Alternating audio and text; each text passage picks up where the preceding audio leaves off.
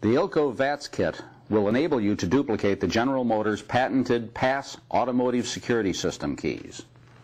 Originally introduced in 1986 for the Corvette model, this system has grown to include many General Motors models. ILCO's latest kit includes both the single and double-sided keys being utilized on General Motors vehicles.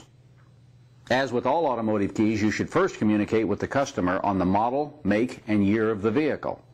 The ILCO Auto Truck Reference Guide will identify the key as a VATS key. To duplicate a VATS key, turn the on-off switch on the VATS reader to the on position. This switch is located on the top of the VATS reader. Insert the customer's original key into the slot on the lower right side of the unit. Once the key is inserted, a value between 1 and 15 will be displayed in the value window located on the left side. Select the single or double-sided key blank with the same value from the VATS kit. Before cutting the replacement key blank, verify the value matches the original key value by inserting the replacement key in the reader. After completing these steps, the replacement key can be cut on any of the ILCO key machines we discussed earlier in the video. Now that we have covered duplicating VATS keys, let's focus on the transponder keys. What is a transponder key? Sealed in the head of each transponder key is a transponder chip containing one of 1 trillion possible electronic codes.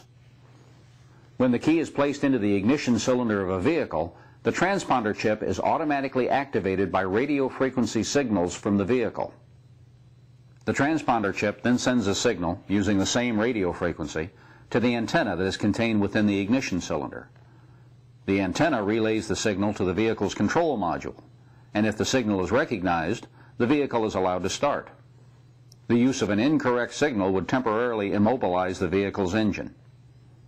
The transponder market is growing at a rapid pace. The top 5 selling cars in North America are now using transponder keys as standard items. There are currently over 55 million vehicles on North American roads that use transponder technology. 75% of these vehicles can be serviced using ILCO products. The remainder of these vehicles require specialized tools to add or originate new transponder keys. Let's begin by identifying if a key has a transponder. We will use the ILCO TD3A transponder detector. The TD3A detects the presence of a transponder in the head of a key. Simply insert the blade of the key into the hole at the top of the detector, making sure that the key head rests on the transponder detector. Then press and hold the test button. The green light indicates that the battery is functioning properly and that the detector is on. One of 2 things will occur. If a transponder is detected, a red light will flash next to the transponder brand name: Temic, Megamoss, Texas Instruments, Philips, or Motorola. If no red light flashes, then the key does not contain one of the 5 types of transponders used in North America. Now that you have learned how to identify a transponder key, let's duplicate one. Transponder keys are produced using one of 3 methods: electronic code duplication, onboard programming, or specialized diagnostic tools. Communicate with the customer on model, make, and year of the car. Once this information is confirmed, you can refer to the Auto Truck Reference Guide or the ILCO Transponder Guide. Both of these publications will provide you with the information you need to select which of the 3 methods should be used to duplicate the transponder key. For electronic code duplication, the ILCO reference materials will indicate the use of an ILCO RW2. This means the customer's key can be duplicated by electronically reading their code and copying the code onto a new key. Once the RW2 has been initially placed in its desired location, plug it into a 110-volt power supply. It is advisable to leave the machine turned off, but plugged in for 8 hours prior to first use. This will ensure that the internal battery is fully charged, allowing you to use the RW2 with battery power only. The on-off switch is located on the back of the RW2 device. Once the switch is turned on, the screen will flash a wait message and will then display a connected to PC message. Depress the local operation button. This button is found in the bottom left-hand corner of the RW2's keyboard and displays the letters LOC/REM. By pressing this button, the operator tells the machine it will be operating without a PC and the optional software. The RW2 screen will then display the version of the machine's internal software and will ask for a password. To use the RW2 machine, this password must be entered. The password is made up of 5 numerical characters. If your RW2 is new, you must fill out and fax the user's agreement form to ILCO to receive the password. The password must be entered into the 5 empty password spaces. Then press the Enter button. The screen will flash Password OK and will then proceed to the main menu screen. The main menu is made up of 6 different functions. They are Copy, Identification, Entering Code, Archive, STLM, and Options. Each one of these functions offers a different feature. The primary function of the RW2 device is to copy an electronic code from one transponder key and duplicate it onto another transponder key blank. This process is done by selecting the Copy function. The first command to appear on the screen will instruct you to insert the original key and press the Read button. The Read button is labeled RD on the keypad. Once the Read button has been pressed, the screen will flash a Reading in Progress message. When the electronic code has been read successfully, the screen will flash the Remove Key message.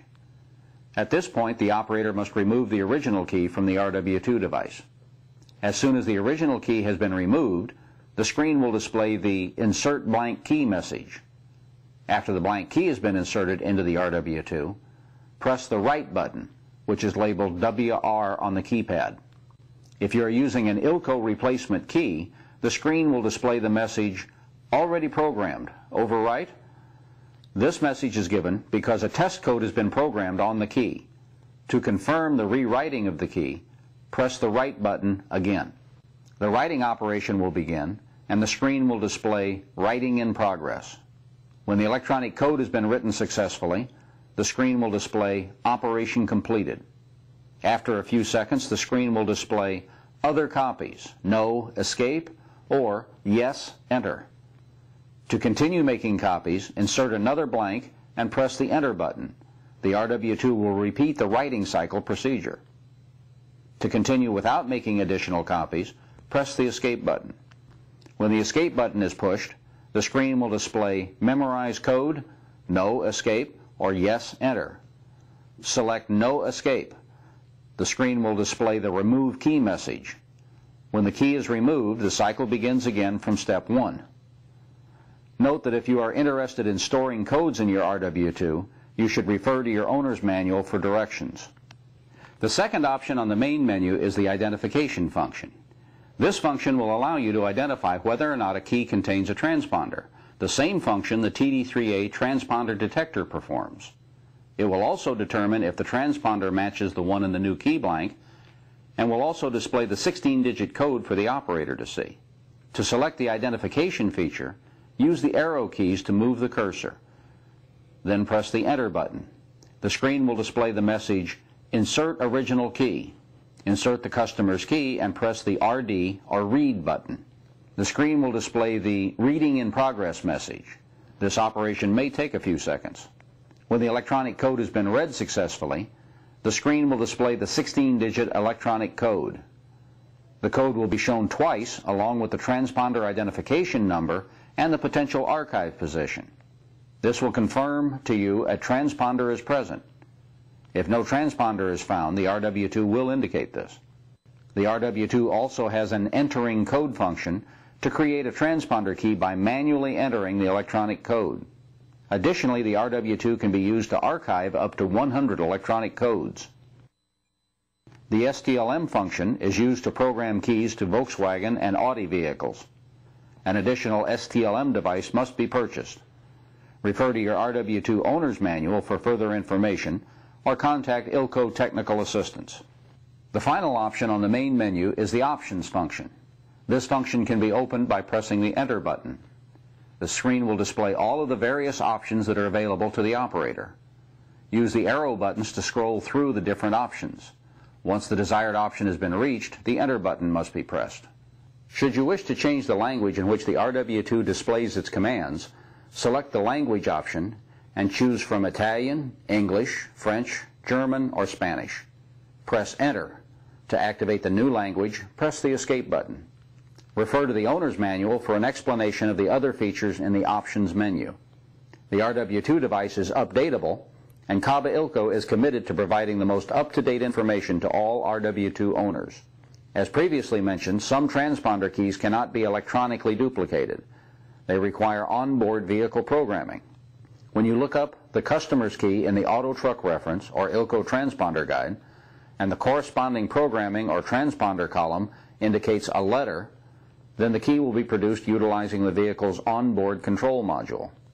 For example, to produce a transponder key for a 2000 Ford Mustang, simply duplicate the H72 PT key blank as you normally would using a standard ILCO key machine. Then in either ILCO reference guide, look up the programming instructions that correspond with the appropriate programming letter, which in this example is the letter C. Next, the person adding the key must physically sit in the car and follow the instructions listed for adding a duplicate key. Note that some models of automobiles require 2 working keys to add a duplicate key to the car's module. The programming instructions will indicate if this is required. The remaining transponder keys require specialized equipment to reproduce.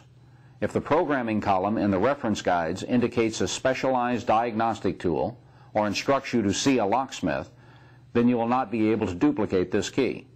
Refer the customer to a locksmith or their auto dealer.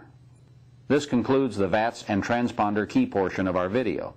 It is our hope that this video will enable you to quickly and efficiently begin duplicating the keys found in today's market.